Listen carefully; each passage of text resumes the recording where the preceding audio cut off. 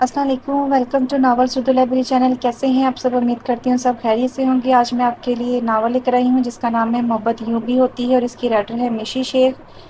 یہ short novel لیکن complete novel ہے۔ امید ہے آپ کو یہ ناول پسند آئے گا۔ میں نے سوچا تھوڑا سا ڈفرینٹ ناول جو ہے وہ پوسٹ کرتی ہوں۔ امید ہے آپ کو یہ ناول پسند آئے گا۔ اب اس ناول کو شروع کرتے ہیں۔ محروم فاروقی صاحب عرف دادا بھائی نے وراثت کے مال کا 25% ضرورت مندوں اور یتیم خانے میں دینے کی تلقین کی ہے۔ باقی کا 75% انہوں نے اپنی زوجہ یعنی کہ آپ کے نام کر دیا ہے، اور انہوں نے یہ بھی کہا ہے کہ تمام قرض داروں کا قرض معاف کر دیا جائے گا، کسی سے ایک پیسے کی بھی وصولی نہ کی جائے۔ وکیل صاحب فاروقی عرف دادا بھائی محروم کی وصیت کا خلاصہ بتا رہے تھے، اور مسز فاروقی، انہوں نے آپ کے نام ایک خط بھی چھوڑا ہے۔ وکیل صاحب نے اٹھ کر ایک لفافہ اس کی طرف بڑھاتے ہوئے کہا۔ وہ جو اتنی دیر سے سر جھکائے بیٹھی تھی نے اور سر اٹھا کر وکیل کو ایسی شعلہ بار نگاہوں سے دیکھا کہ اسے فوراً اپنی غلطی کا احساس ہو گیا اور وہ سر جھکا گیا۔ مسز فاروقی کہلوانا تو اسے شوہر کی زندگی میں بھی سخت ناپسند تھا، تو اب وہ کیسے برداشت کرتی جبکہ اب اس کے نام کے ساتھ یہ دھبا دھل چکا تھا۔ ٹھیک ہے، اب آپ جا سکتے ہیں۔ اس نے کوئی تکلف نہیں برتا تھا۔ وکیل صاحب بھی خاموشی سے اٹھ گئے تھے۔ ہاتھ میں تھاما لفافہ اس نے سامنے پڑے میز پر اچھال دیا۔ اسے اس میں بالکل بھی دلچسپی نہ تھی۔ وہ اٹھ کر کھڑکی کے سامنے جا کھڑی ہوئی۔ وقت کی رفتار آج بہت ہی سست معلوم ہو رہی تھی، یا شاید اس کے انتظار کی شدت اتنی تھی کہ سب کچھ بہت سست لگ رہا تھا۔ باہر موسم پہ نظر پڑی تو دل مچل اٹھا۔ گہرے بادل چھا رہے تھے۔ معلوم پڑتا تھا کہ برسنے کو بے چین ہے، اور موسم کی اس انگڑائی نے اس کے دل میں بھی بہت سے ارمان جگا دیے۔ انتظار تھا کہ طویل سے طویل ہوتا چلا جا رہا تھا۔ اب آپ بھی جاؤ میرے رانجھا، اس نے خود کلامی کی اور پھر خود ہی شرما سی گئی۔ بچپن کے خوبصورت دن اس کی آنکھوں کے سامنے آن ٹھہرے۔ شانی اس کے چچا کا بیٹا تھا۔ دونوں کا بچپن ایک ساتھ بیتا تھا۔ وہ ماں باپ کا اکلوتا تھا۔ ابھی وہ 10-11 سال کا ہی تھا کہ چاچا جی کو ٹی بی ہوگی اور ان کے لیے جان لیوا ثابت ہوئی۔ ابا جی نے بھابھی اور بھتیجے کے سر پر ہاتھ رکھ دیا۔ پہلے بھی ایک ہی گھر میں رہتے تھے۔ ماں اور چچی الگ الگ کھانا پکانا کرتی تھی۔ اب بھی ابا جی ان کا جیب خرچ ان کے ہاتھ پہ رکھ دیتے، سو گھر کے ماحول اور روٹین میں زیادہ فرق نہ پڑا تھا۔ بس چاچا جی کی کمی ضرور ہو گئی تھی۔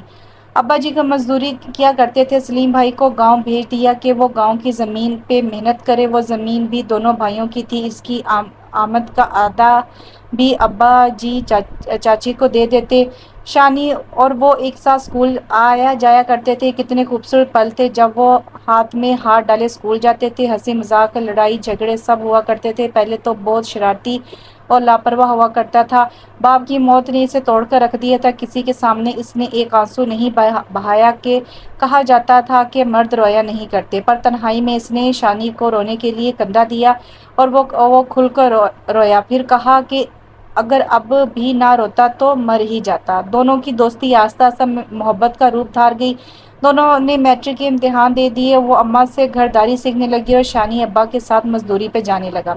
اب ابا نے چاچی کو جیب خرچ دینا چاہا تو انہوں نے شکریہ کے ساتھ لوٹا دیے کہ اب ان کا بیٹا بھی کماؤ ہو گیا ہے، وہ تو بس پاس ہی ہوگی۔ پر شانی نے بہت اچھے نمبر لیے تھے۔ سوچا چاچی نے خواہش کی کہ اس کا بیٹا اچھے کالج میں پڑھے، پر مسئلہ پیسوں کا درپیش ہوا۔ گاؤں کی زمین کے علاوہ کچھ بھی نہ تھا۔ اگر وہ بھی بیچ دی جاتی تو روٹی کے لالے پڑ جاتے۔ کچھ دن سوچ و بچار کے بعد چاچی نے کہا کہ وہ ملک صاحب سے ادھار لے لے گی اور پھر انہی کے گھر کام کاج شروع کر دے گی۔ یوں رفتہ رفتہ قرض اتر جائے گا۔ ابا جی کو بالکل اچھا نہیں لگا، پر مجبوراً ماننا پڑا۔ قرض لے کر شانی کا داخلہ کروا دیا گیا، کتابیں وغیرہ بھی لے لی گئی۔ وہ کالج جانے لگا اور چاچی کام پہ۔ اسے گھر بٹھا دیا گیا۔ سارا دن ماں کے ساتھ کام کرواتی۔ شام میں شانی اسے پڑھانے بیٹھ جاتا۔ جو خود پڑھ کر آتا وہی اسے بھی پڑھا دیتا اور ساتھ میں کالج کے قصے بھی سناتا۔ کبھی کبھی اسے چڑھانے کو کسی لڑکی کا ذکر چھیڑ دیتا، بس پھر اس کا غصہ دیکھنے لائق ہوتا۔ وہ ساری کتابیں اس کے منہ پر مار کر اٹھ کھڑی ہوتی اور وہ زور زور سے قہقہہ لگاتا۔ اماں اور چاچی اپنے اپنے کمروں سے نکل کر باہر آ جاتی۔ چاچی پیار سے اسے گلے لگا لیتی، بیٹے کو آنکھیں دکھاتی کہ نہ تنگ کیا کر میری دھی کو۔ اماں شانی کی سائڈ لیتی: میرا بیٹا کچھ نہیں کہتا، یہی غصے کی تیز ہے، جانے کیسا نباہ ہوگا اس کا سسرال میں۔ اماں تعصب سے کہتی: اتنی اچھی تو ہے میری دھی، دیکھنا بھابھی بہت خوش رہے گی۔ چاچی پیار سے کہہ کے اسے گلے لگا لیتی: چاچی آپ کو بتاؤں یہ کیا کہہ رہا تھا، وہ چاچی کی شے پا کر شیر ہو جاتی۔ شانی سے آنکھیں دکھاتا پر وہ کہاں چپ ہونے والی تھی، ان آنکھوں کے ڈر سے۔ پھر جب ہاتھ جوڑتا تب وہ بات بدل جاتی۔ ان دونوں اماں کے دل میں بیٹے کی شادی کا ارمان جاگا، پر بھائی پکڑائی ہی نہیں دیتا تھا۔ پر اماں ہار مان جائے یہ بھلا کیسے ممکن تھا، آخر اسے باندھ ہی دیا۔ بھابھی دور پرے کی رشتے دار تھی، یہ شادی بھائی بھابھی سے زیادہ ان دونوں نے انجوائے کی تھی۔ مہندی والے دن جب اس نے ہرا اور پیلا سوٹ پہنا تھا تو شانی کے ساتھ ساتھ جانے اور کتنے دلوں کو گھائل کر گئی تھی۔ جوڑا بھلے اماں کے زمانے کا تھا پر اس پہ سب ہی جچتا تھا۔ بارات والے دن اس نے گولڈن رنگ پہنا تھا، ساتھ میں لال دوپٹے، اس کے حسن کو چار چاند لگا گیا تھا۔ شانی کو 3 دن اس کے علاوہ اور کچھ دکھائی نہیں دیا تھا اور وہ اسے یوں دیوانہ ہوتا دیکھ دیکھ کر خوش ہوتی رہی۔ ولیمے کے بعد بھائی اپنے سسرال چلا گیا۔ رسم تھی کہ لڑکا 2 دن سسرال میں گزارتا ہے۔ سب مہمان بھی گھروں کو سدھار چکے تھے، رات امی اور چاچی گھر کو سمیٹنے میں لگی ہوئی تھی۔ ان 3-4 دنوں میں گھر بکھر کے رہ گیا تھا، کوئی بھی چیز ٹھکانے پہ نہیں رہی تھی، کام کرنے کا بالکل موڈ نہیں تھا۔ وہ چھت پہ بیٹھی کھلی فضا کا مزہ لے رہی تھی۔ شانی بھی چلا آیا: کیا کر رہی ہے؟ اس نے شوخی سے پوچھا اور پھر مشکوک نگاہوں سے آس پاس گھروں پہ نظر دوڑائی۔ چل ہٹ، میں تجھے ایسی لگتی ہوں؟ اس نے ناراضگی دکھاتے ہوئے اسے ایک تھپا مارا۔ ہاں ہاں، اس نے کہکا لگایا، پھر منڈیر کے قریب جا کھڑا ہوا۔ ادھر آ، ایک چیز دکھانی ہے۔ وہ اٹھ کر اس کے قریب چلی گئی۔ وہ دیکھ، شانی نے ایک طرف اشارہ کیا۔ چاند روز دیکھتی ہوں، اس نے منہ بنا کر کہا۔ روز کی چھوڑ، آج دیکھ، آج بدلا ہوا ہے، اس نے مدہوش لہجے میں کہا۔ وہ چاند میں بدلاؤ ڈھونڈنے لگی۔ ایسے کیا دیکھ رہا ہے؟ شانی کو اپنی طرف یوں دیکھتے پا کر اس نے پوچھا۔ تو چاند دیکھتی رہ اور مجھے اپنا چاند دیکھنے دے، اس نے اسی لہجے میں کہا۔ چل دفعہ ہو، مجھے آج تیری طبیعت ٹھیک نہیں لگ رہی، میں جا رہی ہوں نیچے۔ وہ جانے کو مڑی پر جھٹکا کھا کر رک گئی۔ شانی اسے ہاتھ سے پکڑ کر روک چکا تھا۔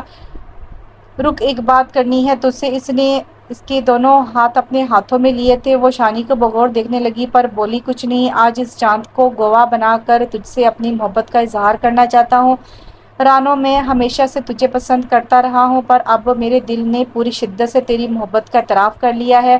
میں تجھ سے محبت کرنے لگا ہوں، بلکہ ہمیشہ سے کر رہا ہوں۔ کیا تجھے میری محبت قبول ہے؟ وہ پھٹی پھٹی نگاہوں سے اسے دیکھ رہی تھی، پھر ہاتھ چھڑا کر بھاگ گئی۔ وہ پیچھے اپنا سا منہ لے کر رہ گیا۔ وہ بھاگتی ہوئی نیچے آئی اور خود کو کمرے میں بند کر لیا۔ دل بری طرح دھڑک رہا تھا اور وہ دیوار پر نصب آئینے کے سامنے جا کھڑی ہوئی، اپنی آنکھوں میں جھانکا اور خود ہی شرما کر چہرہ ہاتھوں میں چھپا لی۔ ایک بات کو بتا جلی، جو تو سننا چاہتی تھی وہ آج سن لیا۔ تجھے تو خوشی سے اس سے لپٹ جانا چاہیے تھا، تو بنا کچھ کہے نیچے کیوں بھاگ گئی ہے؟ جانے وہ کیا سوچ رہا ہوگا؟ اس نے کولے پہ ہاتھ رکھ کر خود سے ہی پوچھا۔ اور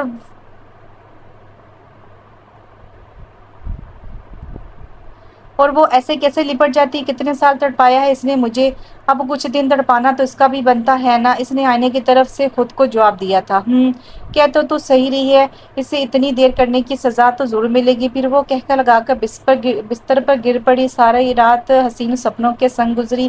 صبح وہ باہر نکلی تو شانی کو اپنا منتظر پایا۔ رانو، بات سن میری۔ وہ منہ پھیر کر کچن میں جا گھسی۔ رانو، دروازہ بند کر لے، میں جا رہا ہوں۔ شانی نے بہانے سے اسے بلانے کی کوشش کی۔ اماں اٹھ کر باہر چلی آئی۔ چل بیٹا، میں بند کر دیتی ہوں دروازہ، وہ تو جانے کس بات پر منہ پھلائے بیٹھی ہے۔ اس نے دروازے کی اور سے شانی کا چہرہ مرجھاتے دیکھا تو مسکرائے بنا نہ رہ پائی۔ تڑپو اب شانی میاں۔ پھر کتنے ہی دن اسے تڑپاتی رہی، سیدھے سے بات بھی نہیں کی۔ وہ منتیں کرتا رہا، ایک دن تو رو ہی پڑا۔ رانو، مجھے معاف کر دے، میں نے کچھ کہا ہی نہیں، ہم پہلے کی طرح اچھے دوست بن جاتے ہیں۔ تب اس کے دل کو کچھ ہوا تھا، وہ شانی کو روتا نہیں دیکھ سکتی تھی۔ چاچے کے مرنے پہ جب وہ رویا تھا تب بھی اس نے اسے بہت مشکل سنبھالا تھا اور اس کا ایک ایک آنسو اس کے دل پر تیر بن کر لگ رہا تھا۔ آج اسے خود کیسے رلا سکتی تھی، سو اس کے گلے لگ گئی۔ یوں گلے لگنے سے شانی کو سب سمجھا دیا تھا، اسے اعتراف محبت نہیں کرنا پڑا تھا۔ بی بی جی، فضلو چاچا کا فون آیا ہے۔ رضیہ کے کہنے پہ وہ حال میں لوٹ آئی۔ اچھا دیکھتی ہوں۔ یادوں کا دریچہ بند کر کے اس نے فون کان سے لگا لیا۔ جی فضل دین بی بی جی، ذیشان صاحب کو آپ کا پیغام دے دیا ہے، میں انہیں اسی وقت اپنے ساتھ لے آتا، پر میرے خیال میں یہ خطرے سے خالی نہ ہوگا، وقت کافی ہو چکا ہے، موسم بھی خراب ہو رہا ہے اور ساتھ میں رستہ بھی ٹھیک نہیں ہے، رات لٹیرے گھر گھیر لیتے ہیں، اگر آپ اجازت دیں تو رات یہیں ٹھہر جاؤں۔ یہ کہہ کر وہ جواب کا انتظار کرنے لگا۔ اس نے گہری سانس خارج کی تھی۔ ٹھیک ہے، آپ صبح ہی چلے جانا، کہہ کر اس نے فون رکھ دیا۔ باہر بادلوں کی گرج بھی سنائی دینے لگی تھی۔ اس نے کھڑکی کھول دی، ہوا کا ایک تیز جھونکا اس کے چہرے سے ٹکرایا، دوپٹہ سر سے سرک گیا، یہ جھونکا اسے اندر تک تازگی بخش کیا۔ اس نے کھل کر سانس لی، عرصے بعد زندگی آزادی کی سانس لینے کو ملی تھی۔ چند لمحوں میں ہی تیز بارش شروع ہو گئی تھی۔ اس روز بھی ایسی ہی طوفانی بارش ہو رہی تھی جب چاچی ملک صاحب کے گھر سے تیز بخار میں لوٹی تھی۔ کام کاج کی زیادتی نے چاچی کو بیمار کرنا شروع کر دیا تھا، وہ آتے ہی بستر پر پڑ گئی۔ وہ ایک ہفتے اس نے چاچی کے دل و جان سے خدمت کی، اس کا گھر بھی پوری طرح سنبھال لیا۔ چاچی کی طبیعت اب ذرا سنبھل چکی تھی، وہ اس سے خوش بھی بہت تھی۔ ڈھکے چھپے الفاظ میں کہہ دیا کہ بھابھی کی بہو کو دیکھتی ہوں تو میرا بھی دل کرتا ہے کہ اب شانی کی شادی کر دوں، پڑتا رہے گا شادی کے بعد۔ وہ ہنس کر گلے لگ گئی، بات ٹالنے کو بولی، بہو کیا کرنی ہے چاچی، میں ہوں نا تمہاری بیٹی، بہو کا کیا بھروسہ کیسے مل جائے، اب سب کی قسمت میری اماں جیسی تھوڑی ہوتی ہے۔ چاچی نے بھی ہنس کر دھکا لگا دیا اسے۔ کچھ دن بعد چاچی اٹھ کر بیٹھ گئی، کام پہ چلنے کی تیاری کرنے لگی۔ اس نے لاکھ منع کیا پر چاچی کی ایک ہی رٹ، آج کام پہ جانا ہے، پہلے ہی بہت چھٹیاں ہو گئی ہیں، مالکہ ناراض ہوتی ہوگی، جانے کب جان چھوٹے گی اس قرض سے، میرے باپ دادا کی توبہ، آج کے بعد قرض نہیں لینا۔ چاچی کو گھر سے نکلے اب بھی گھنٹہ بھی نہ ہوا تھا کہ لاش گھر پہنچ گئی، کمزوری کے باعث سڑک پر گری پڑی تھی اور تیز رفتار کار نے کچل دیا، ہسپتال جانے کی ضرورت ہی پیش نہیں آئی، لوگ پہچان کر گھر چھوڑ گئے اور گھر میں تو جیسے کہرام ہی مچ گیا۔ دانی کولی سے لوٹا تو دیوانوں کی طرح ماں سے لپٹ کر رویا، ابا اور بھائی نے اسے بہت مشکل سے سنبھالا، ماں کے جانے کے بعد تو جیسے اسے چپ ہی لگی تھی، بہت کچھ سمجھایا پر چپ تھی کہ ٹوٹتی ہی نہ تھی۔ وہ دن شانی سے زیادہ اس کے لیے اذیتناک تھے، شانی کی چپ افسردگی، بجھا ہوا چہرہ دیکھ دیکھ کر زندگی کے سارے رنگ پھیکے پڑنے لگے تھے۔ وہ اب کالج کے بعد مزدوری بھی کرنے لگا تھا، ملک صاحب کا قرض چکانا تھا، چاچی نے تقریباً 2 سال کام کیا تھا پر قرض کی آدھی رقم بھی ادا نہیں ہو پائی تھی۔ یہ امیر لوگ جانے کیسا چکر چلاتے ہیں کہ قرض چکانے والا قبر میں جا اترتا ہے پر قرض اترنے کا نام نہیں لیتا۔ ایک دن ابا نے اسے اپنے پاس بٹھا کر کہا، بیٹا تو جو چپ پھرتا ہے نا، اس سے مجھے احساس ہوتا ہے کہ میں تیرا کچھ نہیں لگتا، اس گھر کے باقی لوگوں سے تجھے کوئی سروکار نہیں، وہ تیرے لیے غیر ہیں۔ ابا جی کی بات اسے ہلا گئی، نہیں تایا جی، آپ سب ہی تو میری کل کائنات ہیں، اوہ جی آپ لوگوں کی سوا میرا ہے ہی کون، ایسی باتیں نہ کرو تایا جی۔ ابا جی کے گلے لگ کے وہ رویا، خوب رویا۔ بس پھر اس دن کے بعد اس نے جینا شروع کر دیا، اپنے لیے نہیں، اپنے سے منسلک رشتوں کے لیے۔ اس کے ساتھ پہلے کی طرح تو نہیں پر ہنسنے بولنے لگا تھا، پہلے وہ اکثر اس سے اظہار محبت کیا کرتا تھا پر اب تو جیسے صدیاں بیت گئی تھی، شانی کے منہ سے وہ شریں الفاظ سنے ہوئے۔ ایک دن اسے چھت پر جا لیا، وہ زمین پر بیٹھا چاک سے ایڑی ترچھی لکیریں کھینچ رہا تھا، کتاب گود میں دھری تھی، وہ پڑھنے کے لیے چھت پہ گیا تھا پر اب شاید من نہیں لگ رہا تھا، جانے کن سوچوں میں گم تھا۔ تم ناراض ہو مجھ سے یا اب محبت نہیں رہی، اس نے بلا تمید ہی کہہ ڈالا۔ شانی نے اسے بلا تاثر نگاہوں سے دیکھا اور پھر سر جھکا لیا۔ دیکھ تیرے دل و دماغ میں جو چل رہا ہے وہ صاف صاف کہہ دے، کالج میں کوئی پسند آ گئی ہے تو بھی کہہ دے، میں تیرے رستے سے ہٹ جاؤں گی پر تجھے رب کا واسطہ ہے مجھے لارا نہ لگائیں۔ کہتے کہتے اس کی آواز بھر گئی، نہیں رانو ایسی کوئی بات نہیں ہے، میری زندگی میں تیرے سوا کوئی نہیں ہے اور نہ ہی کوئی آ سکتی ہے، یہ وعدہ ہے میرا، پر اب تجھ سے دور رہنے لگا ہوں کہ میرا تو کوئی ہے ہی نہیں جو تیرا ہاتھ تائی جی سے مانگ سکے، اور یہ بات ایسی ہے کہ میں خود بھی نہیں کر سکتا، جانے وہ میرے اور تیرے بارے میں کیا سوچ بیٹھی ہیں اور میری وجہ سے تیری عزت پہ حرف آئے، یہ مجھے منظور نہیں، بس یہی وجہ ہے۔ اس نے شانی کی بات سن کر کہکا لگایا، سچ کہہ رہا ہے نا، اگر ابھی بھی کوئی اور بات ہے تو بتا دے، ایسا نہ ہو کہ دیر ہو جائے۔ اس نے شریر ہوتے ہوئے لہجے میں کہا، تیری قسم رانو بس یہی بات ہے۔ شانی رو دینے کو ہوا، رونی صورت نہ بنا، چل ہنس دیا کر، تجھے ایک بات بتاؤں گی۔ پھر اس نے شانی کو پیار سے ایک مکہ مارا، وہ بمشکل مسکرایا، میں نے ابا جی اور اماں کو تیری میری بات کرتے سنا، وہ بھی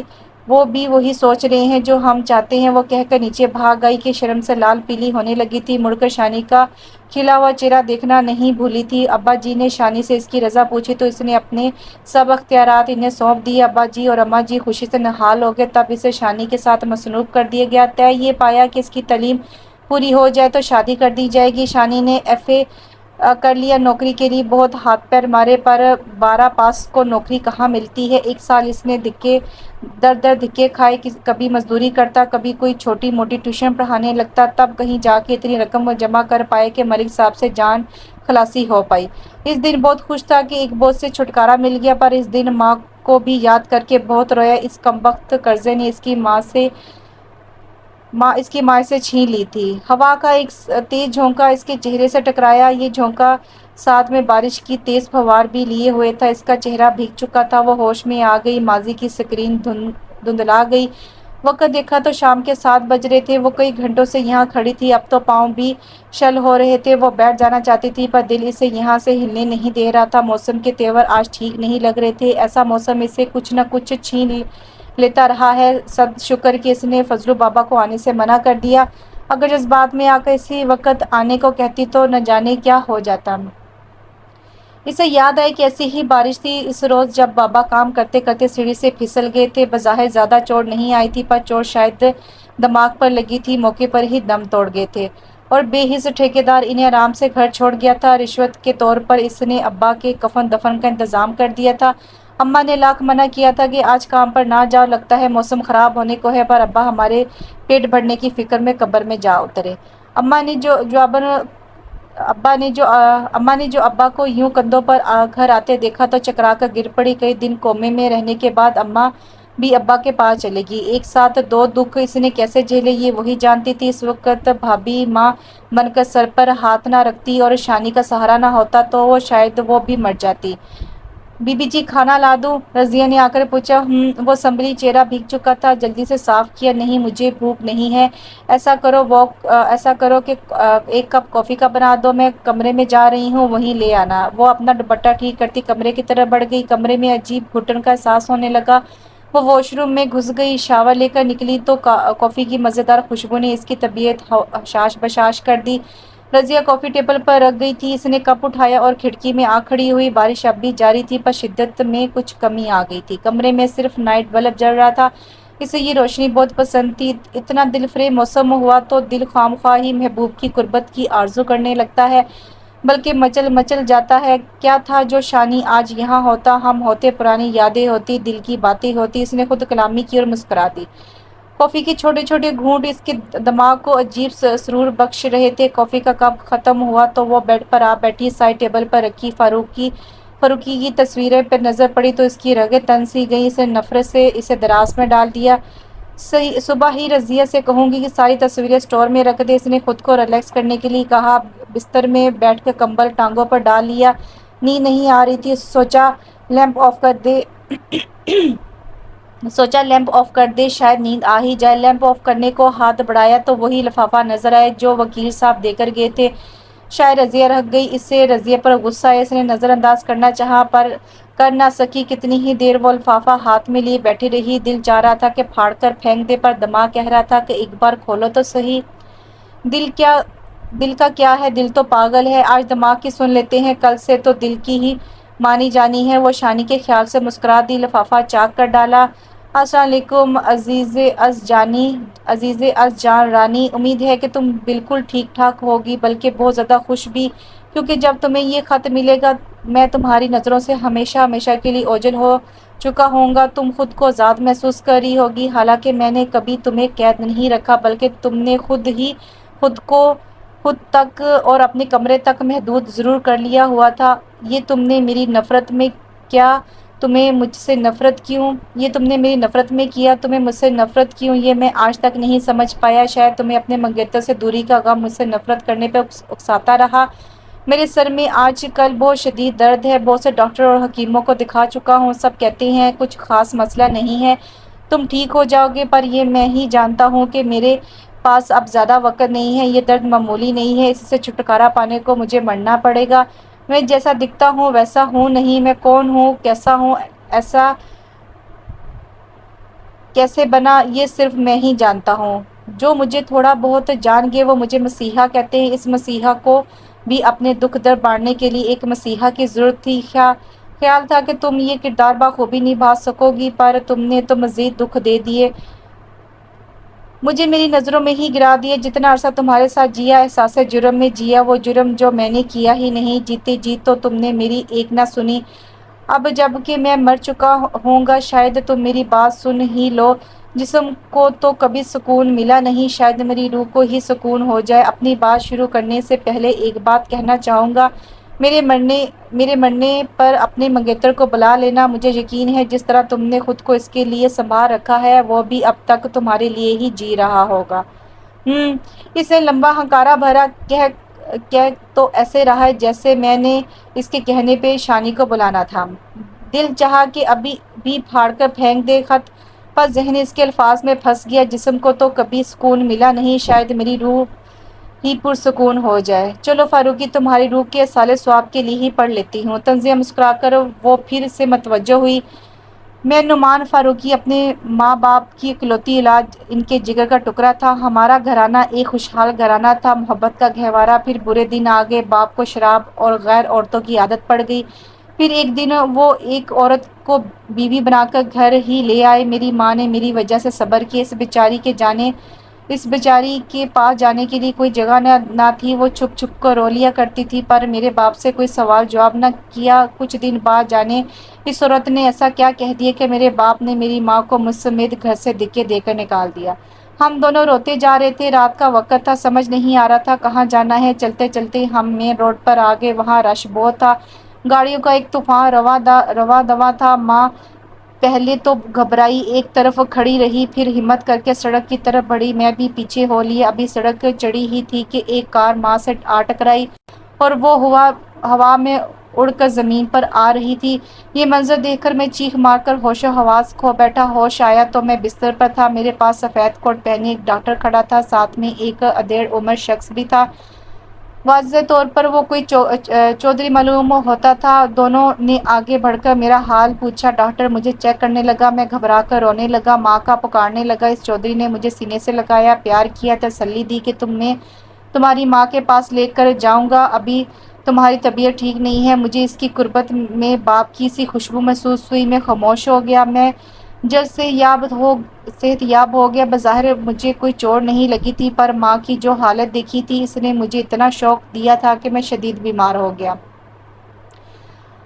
اب میں بالکل ٹھیک تھا، پر ابھی بھی میں اپنے اسی کمرے میں تھا، باہر نہیں نکلا تھا۔ وہ شخص جب بھی فارغ ہوتا میرے پاس چلا آتا، وہ زیادہ سے زیادہ وقت میرے ساتھ بتانے کی کوشش کرتا، میرے ساتھ چھوٹی چھوٹی باتیں کرتا، ہنسی مذاق کرتا۔ باتوں باتوں میں ہی اس نے میری کہانی بھی جان لی۔ میں اسے باؤجی کہنے لگا تھا۔ اس نے مجھ سے پوچھا کہ اسکول جاؤ گے؟ میں نے انکار کر دیا۔ خوف تھا کہ مجھ سے میرے باپ کے بارے میں پوچھا جائے گا، کیسے سناؤں گا اپنی آپ بیتی، اپنی ماں کی رسوائی کا چرچا نہ ہو پائے گا مجھ سے، سو اسکول کو خیر بات کہنے میں ہی عافیت سمجھی۔ باؤجی نے میرے لیے ایک استاد رکھ دیا جو کہ مجھے ضروری سبق پڑھانے لگا۔ مجھے کون سا آفیسر بنانا تھا، بس اتنا پڑھ لکھ جاؤں کہ لوگوں کو سمجھنے لگوں، اپنے حساب کتاب کرنے کے قابل ہو جاؤں۔ میں اکثر باؤجی سے ماں کی باتیں پوچھتا، باؤجی بہت سہولت سے کہہ دیتے کہ وہ دوسرے شہر علاج کروانے گئی ہے، جلد ٹھیک ہو کر آ جائے گی۔ میں بات کرنے کی ضد کرتا تو میرے سامنے نمبر ملا کر پہلے خود کان سے لگائے رکھتے، پھر کہتے دیکھ لے پتر، اس کا نمبر بند ہے، کال نہیں مل رہی۔ میں آگے بڑھ کر فون اپنے کان سے لگا لیتا تو مایوس ہو کر فون رکھ دیتا، کمرے میں جا کر رونے لگتا، روتے روتے پھر سو جاتا، پھر بھول جاتا۔ ایک بات کا دکھ تھا کہ باپ کی طرح ماں بھی مجھ سے جان چھڑا گئی، مجھے سڑک پر چھوڑ کر غائب ہو گئی۔ ضرور اس نے شادی کر لی ہوگی، بھلا ٹھیک ہونے میں اتنا وقت لگتا ہے کیا؟ یہ سب یقیناً ڈرامہ بازی ہے۔ میں رفتہ رفتہ اس سے منتفر ہوتا گیا، وقت گزرتا رہا، کئی سال بیت گئے، ماں واپس نہیں آئی، میں باؤجی کے پاس ہی رہا۔ پڑھ لکھ بھی گیا تھا، حساب بہت اچھا تھا میرا، باؤجی کا سارا حساب کتاب میں نے ہی سنبھال رکھا تھا۔ باؤجی لوگوں کو سود پہ قرضہ دیا کرتے تھے، بڑی بڑی اسامیاں جو کہ بے ایمانی کی کوشش کرتی تھی، رقم مارنے کے لیے پر ٹوٹالا کرتی تھی، باؤجی ان کے پر کاٹ دیا کرتے تھے۔ ہاں، پر غریبوں کے لیے ان کا دل بہت بڑا تھا، کتنی ہی لڑکیوں کے گھر بسائے تھے انہوں نے، پر خود کا گھر نہیں بنا پائے، یا شاید بنانا ہی نہیں چاہتے تھے۔ کہا کرتے تھے کہ انسان اولاد کے لیے شادی کرتا ہے، اور مجھے تو اللہ نے بن مانگے ہی جیسا بیٹا دے دیا ہے، اب مجھے شادی کی کاہے کو فکر۔ ایک دن میں اپنے ایک دوست کامی جو کہ باؤ جی کے لیے ہی کام کیا کرتا تھا، اس کے ساتھ بیٹھا ماں کی بے وفائی کا تذکرہ کرتے ہوئے غمگین ہو رہا تھا۔ میں نے کچھ نازیبا الفاظ استعمال کر دیے تو وہ غصے میں آ گیا۔ مری ہوئی ماں بتا کیسے وفا کرے تیرے ساتھ، جانے وہ کتنا تڑپی ہوگی تجھے گوش میں لینے کو، اور تو بے شرموں کی طرح اس کا ذکر کر رہا ہے۔ لعنت ہے تجھ پہ، ڈوب مر کہیں جا کے۔ اور یہ باؤ جی ہی تیری ماں کے قاتل ہیں جن کی آگے پیچھے دم ہلاتا پھرتا ہے تو۔ وہ بڑبڑاتا ہوا میرے پاس سے اٹھ کر چلا گیا۔ میرے کانوں میں شاں شاں ہونے لگی، ساری دنیا گھومتی ہوئی محسوس ہونے لگی۔ خود کو سنبھالنے میں کافی وقت لگ گیا۔ جب سنبھلا تو پسٹل لوڈ کر کے باؤ جی کے سامنے جا کھڑا ہوا، آنکھوں میں خون اترا ہوا تھا۔ کیوں مارا تم نے میری ماں کو؟ کیا بگاڑا تھا اس نے تمہارا؟ میں نے چیخ کر پوچھا۔ باؤ جی نے یہ سنا تو ان کا چہرہ مرجھا سا گیا، آنکھوں میں شرمندگی، پچھتاوا سب نظر آنے لگا۔ وہ ایک لفظ نہیں بولے۔ میں ان کی آنکھوں میں آنکھیں ڈالے ان پہ پستول تانے کھڑا تھا۔ قریب تھا کہ گولی چل جاتی۔ مجھے ان کی آنکھوں میں باپ کی سی تڑپ دکھائی دی، بیٹے کے ہاتھوں مرنے سے پہلے باپ کی آنکھوں میں جو کرب ابھرتا ہے وہ دکھائی دینے لگا۔ انہوں نے آج تک مجھ پہ جو شفقت لوٹائی، جو احسانات کیے، وہ آڑے آنے لگے۔ میں بہت کوشش کے باوجود ان پہ گولی نہ چلا سکا اور پستول وہیں ان کے سامنے پھینک کر اپنے کمرے میں چلا آیا۔ بہت رویا، روتے روتے آنکھ لگی۔ خواب میں اپنی ماں کو خود سے لپٹے دیکھا، ایسی پہلی بار دیکھا تھا۔ دل کو جیسے قرار سا آ گیا۔ شام گئی، آنکھ کھلی، پھر سے کامی کے الفاظ کانوں میں گونجنے لگے۔ بچپن میں جب بھی سو کر اٹھتا تھا سب کچھ بھول چکا ہوتا تھا، پر آج کچھ نہیں بولا تھا بھولنے کی کوشش کے باوجود۔ آدھی رات کو مجھے اپنے کمرے کا دروازہ کھلنے کی آواز آئی۔ میں تھوڑا چوکس ہوا، لگا کہ سب معلوم ہو جانے پر اب باؤ جی مجھے رستے سے ہٹا دیں گے۔ میں سوتا بنا رہا، باؤ جی میرے پاس آ کر بیٹھ گئے، میرے بالوں میں نرمی سے ہاتھ پھیرا، پیشانی پہ بوسہ دیا۔ میں ابھی بھی سویا بنا رہا۔ میری جان، میرے جگر کے ٹکڑے، میں نے تیری ماں کا قتل نہیں کیا۔ اس روز تیری ماں میری کار سے ٹکرائی تھی، گاڑی ڈرائیور چلا رہا تھا، میں نے اس عورت کو ہسپتال پہنچایا، ڈاکٹروں کی منتیں کی کہ اسے بچا لو، پر وہ مر گئی۔ شاید تیرے باپ کی بے وفائی نے اسے جینے نہیں دیا، وہ اتنی ہی عمر لکھوا کر لائی تھی، میں تو بس بہانہ بن گیا۔ تمہاری حالت ایسی نہ تھی کہ تمہیں ایک بار پھر یتیمی کا صدمہ دیا جاتا، میں نے اپنا لیا، تمہارا ہر طرح سے خیال رکھا، شاید یوں میری غلطی کا کفارہ ادا ہو جائے، میں آخرت میں سرخرو ہو جاؤں، تمہاری ماں تمہیں اچھی حالت میں دیکھ کر میرا گریبان پکڑنے سے دستبردار ہو جائے۔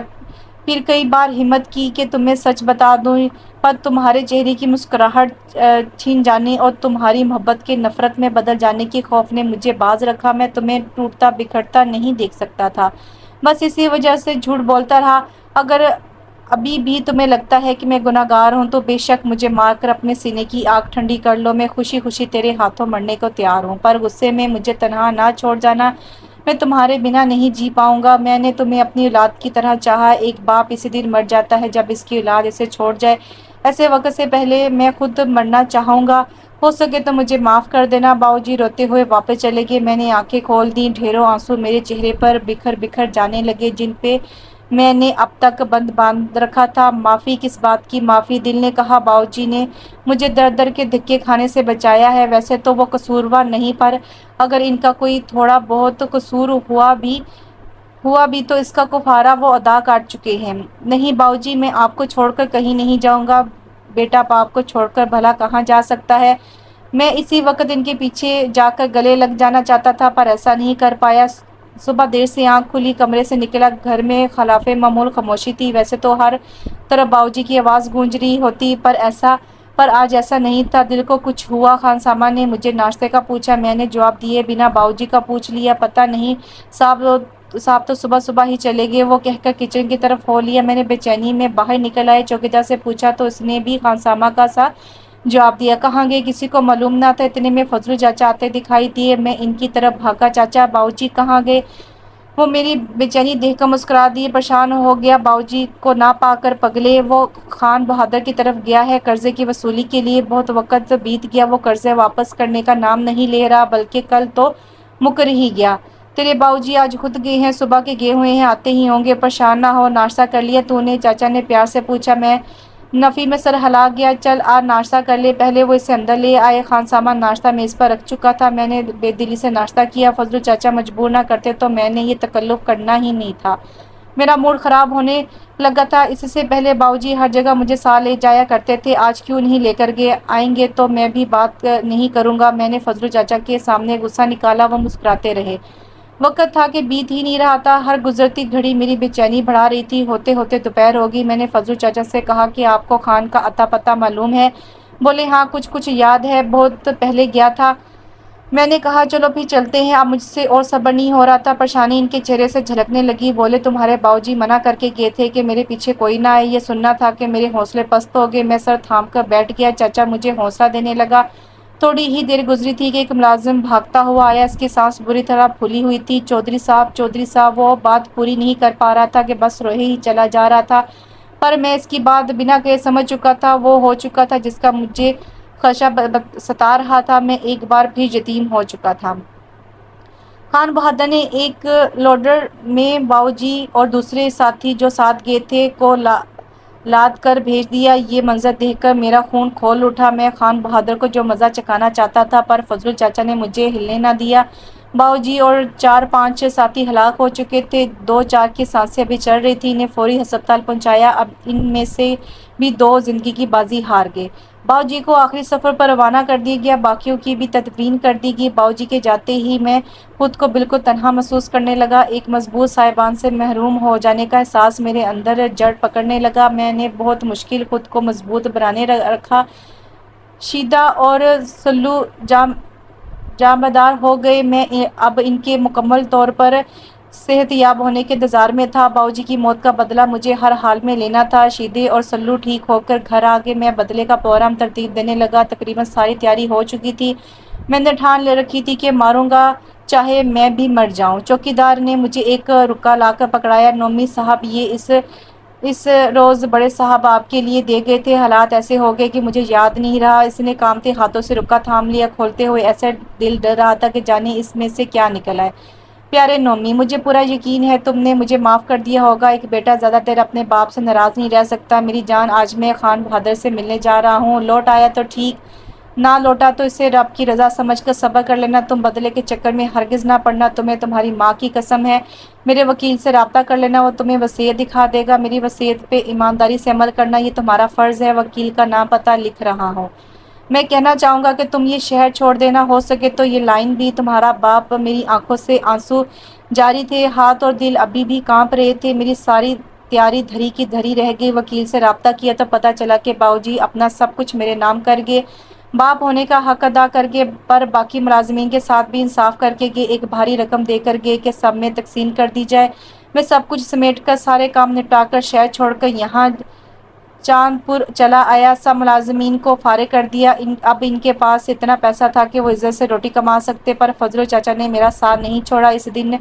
اس دنیا میں ان کا میرے سوا اور میرے ان کے سوا کوئی نہ تھا۔ میں نے باؤجی کے کہنے پر شہر چھوڑ دیا، پر ان کی لائن نہیں چھوڑی۔ ہاں، اس کے اصول ضرور بدل ڈالے، کام اپنے حساب سے شروع کر لیا۔ یہ تھی میری چاند پور آنے سے پہلے تک کی داستان، جو کہ تمہارے لیے کسی طور پر بھی دلچسپی کا باعث نہیں رہی ہوگی۔ اگر تم اسے پڑھ رہی ہوگی تو محض ایک مرے ہوئے انسان کی خواہش پوری کر رہی ہوگی۔ یہ سطر پڑھ کر وہ ہنس دی۔ دل میں جو ہمدردی کا جذبہ پیدا ہو رہا تھا، اسے سختی سے جھٹکا لگتا ہے۔ نفسیات پڑھ رکھی تھی اس بڈھے نے۔ اس نے طنز سے کہا، چاند پور آ کر نعمان فاروقی صرف فاروقی رہ گیا۔ کسی نے فاروقی کہا، کسی نے فاروقی بھائی۔ رفتہ رفتہ مجھے دادا بھائی بنا دیا گیا۔ میں لوگوں کو سود پہ رقم دیتا، واپسی کا مطالبہ کبھی نہیں کیا۔ لکھ پڑھ کر لی جاتی، لوگ خود ہی آ کر رقم دے دیا کرتے تھے۔ دیر سویر ہو جایا کرتی تھی۔ لوگوں کے حالات سے کبھی بے خبر نہیں رہا۔ میرے بندے ان کی نگرانی کرتے رہتے۔ جب دیکھا کوئی سچ مچ اس قابل ہے کہ اس کا قرض معاف کر دیا جائے تو میں قرض واپس لینے کی بجائے مزید مدد کر دیا کرتا تھا۔ سود کو حرام کہتے ہیں، قسم لے لو کبھی جو ایک لقمہ کھایا ہو۔ میں اپنی ذات پہ وہ رقم خرچ کرتا ہوں جو کہ باؤجی کی زمینوں سے آتی رہی ہے۔ میں نے گاؤں کی زمینیں ٹھیکے پہ دے رکھی ہیں۔ ایک بات کہنی ہے، جانتا ہوں کہ تمہیں اس سودی کاروبار سے شدید نفرت ہے، اس لیے سب قرضداروں کے قرضے معاف کر کے اس کاروبار کو ہمیشہ ہمیشہ کے لیے ختم کر دیا ہے۔ تمہارے لیے اتنی رقم چھوڑے جا رہا ہوں کہ تم اور تمہارا شوہر ساری زندگی بیٹھ کر کھا سکتے ہیں۔ زمینوں کے بابت فضل چاچا سب جانتے ہیں، وہاں سے بھی سال بھر کا اناج آ جایا کرے گا۔ کوئی احسان نہیں کیا تم نے فاروقی صاحب، حق تھا میرا۔ آخر میں نے اپنی زندگی کے 10 سال قربان کیے ہیں۔ اس کا لہجہ زہریلا ہونے لگا، سر جھٹک کر وہ پھر سے پڑھنے لگی۔ اب آتے ہیں اصل کہانی کی طرف۔ ایک دن تمہارا بھائی میرے پاس آیا، وہ بری طرح رو رہا تھا۔ قرضہ مانگا، پوچھنے پہ بتایا کہ بیوی بہت بیمار ہے، ہسپتال والے ہاتھ نہیں لگا رہے، کہتے پہلے پیسے دو۔ میں بہت مجبوری میں آپ کے پاس آیا ہوں، مایوس نہ کیجیے گا دادا بھائی۔ میرا دل تڑپ گیا۔ اس نے 20,000 مانگا، میں نے 50 دے دیا۔ وہ میرے ہاتھ چومتا ہوا رخصت ہو گیا۔ پہلے میں جب بھی کسی کو قرض دیتا تو اپنے کسی بندے کو اس کی نگرانی کرنے بھیج دیتا۔ اس دن دل کی حالت ایسی تھی کہ خیال ہی نہیں آیا۔ میں اپنے کاموں میں مصروف ہو گیا، 2-4 دنوں میں اس بات کو بھول گیا۔ چند دن مزید گزرے تو تمہارا بھائی پھر سے موجود ہوا۔ نقاہت اس کے چہرے سے صاف دکھ رہی تھی۔ آتے ہی ہاتھ پھیلا دی کہ گھر میں کئی روز سے فاقہ چل رہا ہے، جو رقم دی تھی وہ ڈاکٹر بٹور چکے ہیں، پھر سے تہی دامن ہوں۔ میں نے نوکر کو آواز دی کہ اس کے گھر راشن ڈال کر دے آؤ۔ یہ سننا تھا کہ وہ منمنانے لگا، نہیں دادا بھائی، راشن میں خود لے لوں گا، آپ زحمت نہ کریں۔ مجھے شکر گزارا، پھر خود ہی اسے اپنا وہم قرار دے کر 5,000 اس کی ہتھیلی پر رکھ دیے، بنا کوئی لکھت پڑت کیے۔ واپس لینے کی نیت بھی نہ کی تھی۔ اتنا ضرور پوچھا کہ تم کام وام کیا کرتے ہو؟ کہنے لگا مزدوری کرتا ہوں، پر پوری نہیں پڑتی۔ ٹھیکیدار بھی ایک نمبر کا کمینہ انسان ہے، کوئی کوتاہی ہو جائے تو پیسے کاٹ لیتا ہے۔ اس مہینے اس نے کچھ دیا ہی نہیں۔ کہتے کہتے اس کی آواز بھر آئی۔ اس وقت مجھے کچھ ضروری کام تھے، سو تسلی دے کر ذرا فرصت ہوتی ہے تو دیکھ لیتے ہیں۔ تمہارے ٹھیکیدار کو بھی اس کی یہ بدماشی اب زیادہ دیر تک نہیں چلے پائے گی۔ وہ آنسو صاف کرتا خوشی خوشی لوٹ گیا۔ اس کے ماتھے پر بل سے پڑ گئے۔ امی ابا کے جاتے ہی بھائی آزاد ہو گیا۔ اس نے زمین پر خود کام کرنا چھوڑ دیا تھا، چودھری لوگوں کی طرح ٹھیکے پہ دے دیے۔ چھوٹی سی زمین سے کیا حاصل ہونا تھا، کھانے کے لالے پڑ گئے تھے۔ بھائی نے شانی کو بھی گھر سے نکال دیا تھا، اپنا بندوبست کر لو، ہماری تو اپنی پوری نہیں پڑتی۔ وہ گاؤں چلا گیا اور اپنے حصے کی زمین پہ خود کام کرنے لگا۔ اس کے جانے پہ وہ بہت روئی تھی۔ وہ جاتے جاتے اسے امید کا دامن تھما گیا تھا کہ تم میری امانت ہو، یہ رشتہ بزرگوں نے طے کیا تھا، اسے پایہ تکمیل تک پہنچنے سے کوئی نہیں روک سکتا، اور وہ اس بات پہ دل و جان سے ایمان لے آئی تھی۔ شانی چلا گیا، وہ اداس ہوگی، اس کی یادوں میں اکثر رو پڑتی تھی۔ جسے دن میں کئی بار دیکھنے کی عادت ہو، وہ اتنے عرصے تک نظر نہ آئے تو چین قرار لٹ جانا تو بنتا ہے نا۔ وہ اداس ضرور تھی پر نا امید نہیں، انتظار ہر لمحہ تھا۔ اسے وہ دن یاد آ کے گھر میں فاقے چل رہے تھے اور بھائی بھی گھر سے غائب تھا۔ وہ دن اس نے اور بھابھی نے کیسے گزارے تھے یہ وہی جانتی تھی یا ان کا خدا۔ بھائی کئی دنوں بعد گھر لوٹا تو ہاتھ میں 2 شاپر تھے جن میں کھانے پینے کی چیزیں تھیں۔ وہ تو بھائی کے گلے لگ کر رو ہی پڑی تھی۔ بھابھی نے جلدی جلدی کھانا بنایا، کھا کر جسم میں جان آئی، ورنہ اب تو لگنے لگا تھا کہ جان نکلی لگا تھا کہ بھائی کوئی کام کرنے لگا ہے۔ خوشی ہوئی کہ اپنی ذمہ داریوں کا خیال تو آیا۔ وہ خوشی تو بس خوش فہمی ہی تھی۔ اس نے آنکھوں کو بند کر لیا، اس میں چبھن سی ہونے لگی تھی، پھر کھولا تو کچھ فاقہ تھا۔ آگے پڑھنا شروع کیا۔ اب اکثر مجھے اس کا خیال رہتا، جانے کس حال میں ہوگا، کچھ کھایا بھی ہوگا اس نے اور اس کے بال بچے نے کہ نہیں۔ اس بار وہ 15 دن بعد آیا، اس بار تو ہچکیوں سے رو رہا تھا۔ بھائی برا نہ منانا، کمال کا اداکار ٹھہرا تمہارا بھائی۔ کہنے لگا کہ حالت بہت خراب ہے، ڈاکٹروں نے کہہ دیا ہے کہ مزید پیسے لاؤ ورنہ بیوی کو گھر لے جاؤ۔ دادا بھائی میں اسے مرتا نہیں دیکھ سکتا۔ میرے قدموں میں گر گیا، مجھے طیش آ گیا، اسے اٹھایا اور بولا لے چل مجھے ان ڈاکٹروں کے پاس جن کے سینوں میں دل نہیں، آج انہیں ان کی اوقات دکھا دیتے ہیں۔ اس کے چہرے کا رنگ اڑ گیا، وہ کنگ سا مجھے دیکھنے لگا۔ نہیں دادا بھائی، پیسے نہیں دینے، نہ دو، پر میں آپ کو نہیں لے کے جا سکتا، وہ آپ کی دھمکیوں سے ڈریں گے نہیں، بلکہ ایسے تو وہ جان بوجھ کر میری بیوی کو مار ڈالیں گے۔ وہ روتا ہوا باہر کو بھاگا، میں نے اسے روک لیا اور رقم چپ چاپ اس کے ہاتھ پر رکھ دی۔ وہ شکریہ ادا کرتا ہوا نکل گیا، پر اس بار مجھے وہم نہیں، یقین تھا کہ کچھ گڑبڑ ہے۔ میں نے شرفو کو اس کے پیچھے لگا دیا۔ وہ کہاں کہاں جاتا ہے، کس سے ملتا ہے، مکمل رپورٹ چاہیے مجھے۔ اگلے روز مجھے آ کر بتایا گیا کہ یہاں سے نکل کر تمہارا بھائی سیدھا ببلو کے ڈیرے پر گیا۔ ببلو کا ڈیرا جوا، شراب اور دوسری نشہ آور اشیاء کے لیے مشہور ہے۔ کئی بار چھاپا پڑ چکا ہے، پر اس کے ہاتھ قانون سے بھی لمبے ہیں، ہر بار آرام سے بچ نکلتا ہے۔ رات 10 بجے وہ وہاں سے نکل کر ایک گھر میں چلا گیا۔ پتہ کرنے پہ معلوم ہوا کہ یہ اس کا اپنا گھر ہے۔ میں نے کہا کہ جا کر اس کے گھر والوں سے ملو اور انہیں ساری صورتحال سے آگاہ کرو۔ پتہ چلا بیوی سچ میں بیمار ہے کیا اور اسے اپنے شوہر کے کرتوت کا علم ہے کہ نہیں۔ شرفو تمہارے گھر گیا، تمہاری بھابھی نے دروازہ کھولا، پتہ چلا کہ گھر میں صرف 2 عورتیں رہتی ہیں، بچہ کوئی نہیں۔ اسے ساری بات بتا دی۔ اس بیچاری کا رنگ فک ہو گیا، شاید اس سے شوہر سے ایسی گھٹیا بات کی امید نہ تھی۔ اسے یاد آیا کہ ایک بندہ آیا تھا اور اس کے جانے کے بعد بھابھی بھائی کے آنے تک بیٹھی روتی رہی۔ اس کے لاکھ پوچھنے پہ بھی ایک لفظ منہ سے نہ نکالا۔ اسے الٹے سیدھے خیال آتے رہے۔ سوچا شاید کوئی پرانا عاشق واپس آ گیا اور اب بھابھی رو رہی ہیں۔ بھائی رات گئے لوٹا تھا تو وہ سو چکی تھی، پر بھابھی جاگ رہی تھی۔ بھائی کے آتے ہی دونوں میں لڑائی چھڑ گئی۔ اس کی آنکھ کھل چکی تھی۔ بھابھی کو اس سے پہلے کبھی بھی یوں اونچی آواز میں بات کرتے نہیں دیکھا تھا۔ یہ لڑائی ساری رات ہوتی رہی۔ وہ ایک کونے میں دبکی بیٹھی تماشا دیکھتی رہی۔ کیا ہوا، کیوں ہوا، کیسے ہوا، اسے کچھ سمجھ نہیں آ سکی تھی۔ صبح بھابھی بیگ پکڑے گھر سے جانے کو تیار تھی اور بھائی منہ پھلائے بیٹھا تھا۔ اس نے بھابھی کی منتیں کی کہ نہ جاؤ، ہوا کیا ہے، نہ یہ تو بتا دو۔ بھابھی نے اس کا سر منہ چوما، روتے ہوئے گلے لگایا۔ رانو میری دھی، میری مجبوری ہے، اب میرا نہ رکنا کوئی معنی نہیں رکھتا۔ میں تجھے ہمیشہ یاد رکھوں گی، اللہ تیرے نصیب اچھے کرے، تو بھی میرے لیے دعا کرتی رہنا۔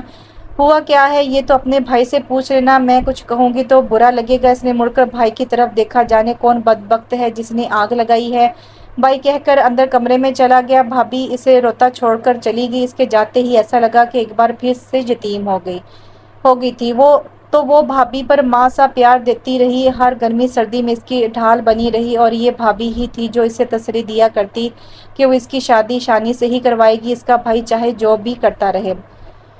وہ جیسے بھی تھی، اس کا ماضی جیسا بھی تھا، اب وہ کس کے لیے اپنا گھر بار چھوڑ گئی، اس کے لیے تو ایک مضبوط صاحبان تھی۔ کتنے دن وہ بھابھی کا سوگ مناتی رہی، بھائی کی روش نہ بدلی، وہ اسی طرح رات گئے گھر لوٹتا اور کبھی کبھی 2 دن بعد۔ وہ ڈرتی رہتی، ہر آہٹ اس کا خون جما دیتی، راتیں آنکھوں میں کاٹ دیتی۔ وہ خوفناک راتیں یاد آئیں تو اس کا جسم ایک بار پھر کانپ سا گیا۔ ایک لمحے کو اپنے کمرے سے بھی خوف آیا، پھر خود ہی اس خوف کو جھڑک دیا۔ اب کس بات کا ڈر، وہ وقت بیت گیا، سب ڈر اپنی موت آپ مر گئے۔ وہ خود پر ہنسی، پھر سے کاغذ سیدھا کر کے پڑھنے لگی۔ کچھ دن بعد تمہارا بھائی پھر آتے ہی میرے پاؤں میں گر گیا، اپنے کیے پر شرمندہ تھا۔ بتایا بیوی چھوڑ کر چلی گئی ہے، میری حرکتیں ہی ایسی تھی، بیچاری کیسے رہتی، اسے تو جانا ہی تھا۔ دادا بھائی اب گھر میں بہن اکیلی رہ گئی ہے، زمانہ بہت خراب ہے، سوچ رہا ہوں اس کی جلد از جلد شادی کر دوں، رشتہ پہلے سے طے ہے، بس اب بیاہ دوں تو اچھا ہے، کچھ ایسا ویسا ہو گیا تو اگلے جہان ماں باپ کو کیا منہ دکھاؤ گے۔ میں جو اس پہ بہت غصہ تھا، اس کی اس بات پر میرا دل پگھل گیا۔ کیا چاہتے ہو اب، اس نے دل بڑا کرتے ہوئے پوچھا۔ میں نے دل بڑا کرتے ہوئے پوچھا، بہن کو رخصت کرنے کو ایک کوڑی بھی نہیں ہے، کیا کروں، پہلے ہی آپ کا مرکوز ہوں، اب مزید کے لیے ہاتھ پھیلاتے شرم آ رہی ہے۔ اس نے روتے ہوئے کہا، چلو کچھ سوچتے ہیں، لیکن پہلے تمہیں وعدہ کرنا ہوگا کہ اب تم ببلو کے ڈیرے پر نہیں جاؤ گے۔ میں نے ذرا سختی سے کہا، میرے باپ دادا کی توبہ، جو قسم چاہو لے لو، تو اب اس طرف دیکھوں گا بھی نہیں۔ وہ کانوں کو ہاتھ لگاتا کہنے لگا، چلو ابھی جاؤ تم، میں کچھ بندوبست کرتا ہوں۔ یہ کہہ کر اسے رخصت کیا۔ شرفو تم 1 ہفتے تک اس کی کڑی نگرانی کرو گے، میں نے حکم صادر کیا۔ 4 روز ہی گزرے تھے کہ شرفو میرے پاس بھاگا آیا، دادا بھائی اس کمینے کی باتیں سن کر آ رہا ہوں۔ وہ کامو چاچا کی دکان کے پاس جو نیم کا درخت ہے نا، اس کے نیچے اپنے ایک شرابی جواری دوست کے ساتھ بیٹھا ہے، کہہ رہا تھا کہ بہن کے لیے کوئی خریدار ڈھونڈ رہا ہوں، جیسے ہی اچھے دام ملے لے کر رفو چکر ہو جاؤں گا۔ دادا بھائی سے بھی اس کی شادی کے نام پہ رقم ملنے والی ہے، میرے تو وارے نیارے ہو جانے ہیں۔ وارے نیارے تو اس کے بھی ہو جانے ہیں، شانی اسے دے ہی کیا سکتا ہے، 2 وقت کی روٹی بامشکل اس نے تو مٹی میں رول دینا ہے اس کا حسن میں وہاں دوں گا جہاں یہ رانی بن کر رہ سکے گی، جہاں اس کی قدر ہو۔ شرفو بتا کر چپ ہو گیا۔ مجھے اس بات پہ اتنا غصہ ہے کہ دل چاہا جا کر اسے وہیں سے ہی جہنم وصیل کر دوں، پر ایسا کرنے سے بہت سے مسائل پیدا ہو سکتے تھے۔ تمہارا بھی خیال آیا کہ یہ نامراد مرد مر گیا تو اس کی بہن تنہا رہ جائے گی، کسی کو جانتی نہیں، سو اعتبار نہیں کرے گی۔ یہ وقت بہت نازک تھا، ہر قدم بہت سوچ سمجھ کر اٹھانا تھا۔ میں نے شرفو کو واپس بھیجا کہ اب اس کی بہت کڑی نگرانی کی ضرورت ہے، اسے ایک لمحے کو بھی نظر انداز نہیں کرنا، ایسا نہ ہو کہ ہم سے کوتاہی ہو جائے اور وہ کوئی بڑا قدم اٹھا بیٹھے۔ ہمیں بہت چوکس رہنے کی ضرورت ہے، آخر ایک معصوم لڑکی کی زندگی کا سوال ہے۔ روز آ کر شرفو مجھے تازہ رپورٹ دیتا رہا، اس نے بتایا کہ 2 بندوں کو وہ بہن دکھا چکا ہے، پر اپنے دوست سے کہہ رہا تھا کہ دام اچھے نہیں مل رہے، جانے لوگ اتنے کمینے کیوں ہو گئے ہیں، ہر شے چوری کے بھاؤ لینا چاہتے ہیں۔ اب وہ بہن ہے میری، ایسے کم داموں میں تو نہیں دے سکتا نا؟ اب وہ 1-2 روز تک آپ کے پاس بھی آنے والا ہے۔ شرفو بتا کر چلا گیا، تمہارے بھائی کی حرکتیں ایسی تھی کہ اس سے گھن آنے لگی تھی، کوئی بھائی اتنا گھٹیا ہو سکتا ہے؟ میرے خواب و خیال میں بھی نہ تھا۔ اب کیا کرنا ہے میں سوچ چکا تھا، میں بھیس بدل کر تمہارے گھر پہنچا، تمہارے بھائی کو منہ بولی رقم ادا کرنے کا وعدہ کیا، اس نے تمہیں سامنے لا بٹھایا، تمہاری معصوم صورت دیکھی تو دل رو پڑا۔ اس وقت فیصلہ کر لیا کہ ابھی تمہیں تمہارے بھائی کے جنگل سے آزاد کروا لوں، پھر تمہارے منگیتر کے حوالے کر دو، تمہیں بھی جینے کا پورا حق ہے اور تمہارے کمزور بھائی کو یہ حق چھیننے نہیں دوں گا۔ جمعے کے روز آنے کا وعدہ کر کے لوٹ آیا۔ شرفو بھی ابھی بھی اس کی نگرانی پر مامور تھا، اس بے غیرت سے کچھ بعید نہ تھا کہ کوئی مجھ سے بھی زیادہ رقم کی آفر کروا دے تو وہ راتوں رات چلتا کرے تجھے، اور میں یہ رسک نہیں لے سکتا تھا۔ میں نے بہت سوچا، ہر بات کو باریک بینی سے سوچا، پھر آخر مولوی صاحب کو لے کر جمعے کو تمہارے پاس پہنچ گیا، رقم ادا کی اور بدلے میں نکاح کر کے تمہیں لے آیا۔ میں چاہتا تو تمہیں زبردستی بھی تمہارے بھائی کے جنگل سے آزاد کروا سکتا تھا، پر اس بات کی کیا گارنٹی تھی کہ تم میری باتوں پر یقین کر لو گی اور اپنے بھائی کی غلطی قبول کر لے میرے پاس میں خود کو محفوظ سمجھو گی؟ ایسا کرنے سے پرہیز کیا۔ تم سوچ رہی ہوگی کہ میں نے اگر تمہیں تمہارے منگیتر سے ملانے کا ارادہ کیا تھا تو نکاح کیوں کیا؟ وہ جلتی آنکھوں کے ساتھ ہنس دی، کتنا شاطر ہے، اسے اپنی گناہوں کا پورا احساس ہے اور ان پر پردہ ڈالنا بھی بخوبی آتا ہے۔ آنکھیں آنسو سے دھندلی کیا ہوئی، ماضی روشن ہو گیا، بس صورت تکلیف دہ ماضی، وہ بدبخت دن اس کے سامنے روشن ہو گئے۔ بھائی نے اسے آ کر کہا کہ شانی نے اس سے شادی کرنے سے انکار کر دیا ہے، اب میں تیرے لیے رشتہ دیکھ رہا ہوں، جلد سے جلد اس ذمہ داری سے فارغ ہونا چاہتا ہوں، گھر میں اکیلی عورت کو تنہا نہیں چھوڑ سکتا۔ اگلے ہی روز ایک دھیڑ عمر شخص اسے دیکھنے آ گیا، وہ اکیلے ہی آیا تھا، ساتھ میں کوئی عورت یا گھر کا کوئی دوسرا فرد نہ تھا۔ اسے بہت عجیب لگا، وہ اس شخص سے بہت وحشت محسوس ہوئی، بہت روئی، بھائی کی بہت منتیں کی، اس کے آگے ہاتھ جوڑ کر ایک بار پھر میری شانی سے بات کروا دو، مجھے صرف اپنا قصور پوچھ رہنے دو، اس کے بعد جہاں کہو گے شادی کر لوں گی۔ پر اس کی ایک نہ سنی، چند دن بعد دوسرا رشتہ چلا آیا، یہ پہلے سے بھی گیا گزرا تھا، ایسی مکروہ شکلیں اس نے پہلے بار دیکھی تھی۔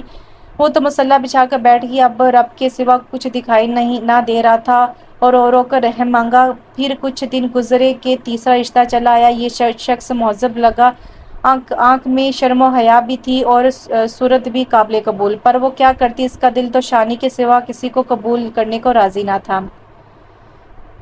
باتوں سے محسوس ہوا کہ رشتہ پکا ہو چلا ہے، دل کی بے چینی حدوں کو چھونے لگی، رو کر برا حال ہو گیا، بھائی کے قدموں میں گر گئی کہ یہ ظلم نہ کرو، شانی مجھے قبول نہیں کر رہا تو کوئی بات نہیں، اپنے در پر ہی پڑا رہنے دو کہ کسی اور کے ساتھ خوش نہیں رہ پاؤں گی۔ بھائی غصے میں لات مار کر باہر نکل گیا اور یوں ہی گری رو رہی تھی کہ نادیہ چلی آئی، اس کی بچپن کی سہیلی سے یوں روتا دیکھ کر تو کلیجہ منہ کو آ گیا، وجہ معلوم پڑی تو بے قرار ہوگی، اسی وقت اٹھی اور باہر نکل گئی۔ محلے میں صرف آنٹی کوثر کے گھر فون لگا ہوا تھا اور گاؤں میں نادیہ کی خالہ بھی رہتی تھی، اس کی منتیں کی کہ شانی تک ساری صورتحال پہنچا دے اور اسے کہے کہ جلد سے جلد یہاں پہنچے۔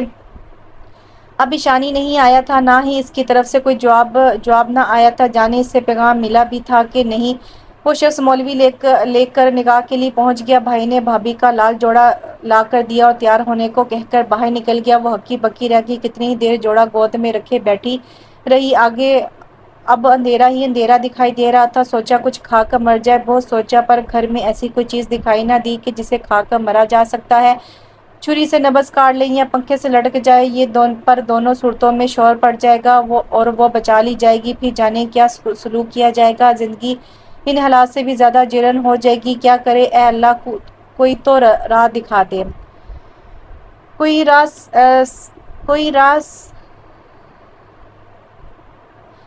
راہ سمجھ نہ آئی تو شاید ابھی آزمائش کی گھڑیاں باقی تھی۔ اس نے جوڑا پہن لیا، بھائی نادیہ کو بلا لایا، اسے تیار کر دو، اس نے شکوہ کرا نگاہوں سے بھائی کو دیکھا کہ اتنے ظالم مت بنو، ایک لاش کو لال جوڑا تو پہنا دیا، اب کسی انچاہے کے لیے سجنے کو بھی کہہ رہے ہو۔ بھائی نظر پھیر گیا، پہلے تو وہ نادے کے گلے لگ کر خوب روئی، پھر اس نے اسے سجا دیا، آئینے پر نگاہ ڈالی تو وہ بھی شکوہ کر گیا، یہ روپ تو شانی کے لیے سنبھال رکھا تھا، اب کیا ہوا، اتنی کمزور کیوں پڑ گئی؟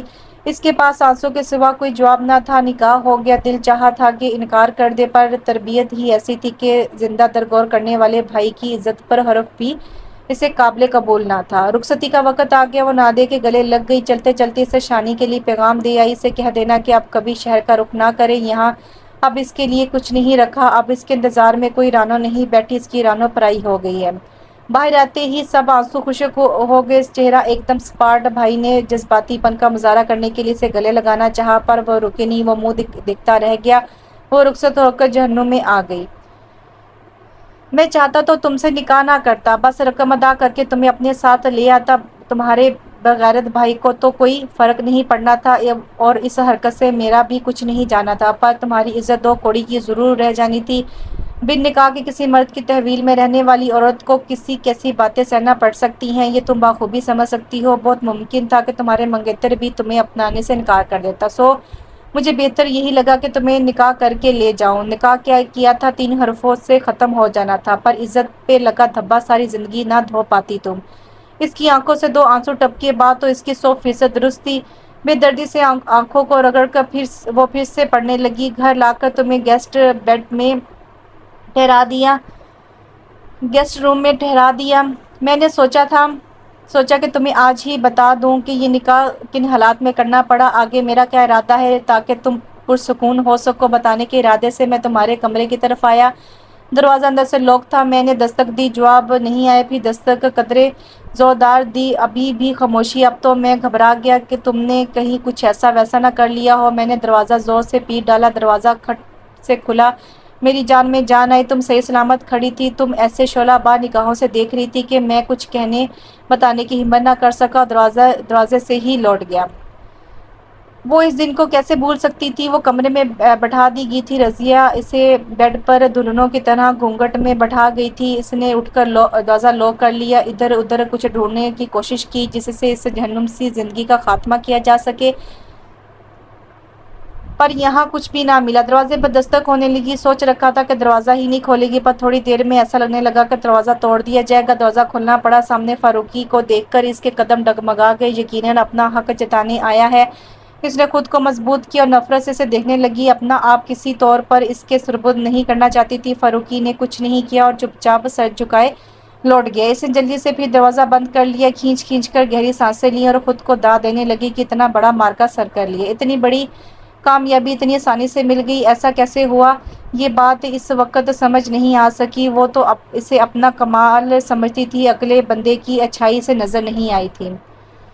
اگلے روز تمہارا بھائی میرے پاس چلا آیا، رقم کا مطالبہ کیا کہ بہن کو رخصت کرنا ہے، مدد چاہیے، وہ اپنے آپ کو بہت چالاک سمجھتا تھا، میں نے کہہ دیا کہ کل خود آؤں گا تمہارے گھر، تمہاری بہن کے سر پر ہاتھ رکھوں گا اور تیلی پہ رقم بھی، وہ جو چاہے جیسے چاہے اپنی مرضی کے مطابق کر لے گی۔ یہ سننا تھا کہ اس کا چہرہ زرد پڑ گیا، اس کے بعد میں کسی کام کا بہانہ کر کے باہر چلا گیا، اس سے پہلے کہ وہ خود کوئی نیا بہانہ تراشتا، جاتے جاتے میں شرفو کو آنکھ کے اشارے سے نگرانی کا کہہ گیا، تمہارا بھائی بہت ڈرپوک نکلا، راتوں رات شہر ہی چھوڑ گیا، شرفو نے صبح آ کر بتایا، وہ کہاں گیا یہ جاننے سے ہمیں کوئی غرض نہ تھی، بس خوشی سی بات کی تھی کہ جو چاہا وہ ہو گیا، ایسے کمزور بھائی کا تمہاری زندگی سے نکل جانا ہی بہتر تھا۔ میں سمجھا تھا کہ سارے مسئلے حل ہو گئے ہیں، پر بے خبر تھا کہ اصل امتحان تو اب شروع ہونا ہے۔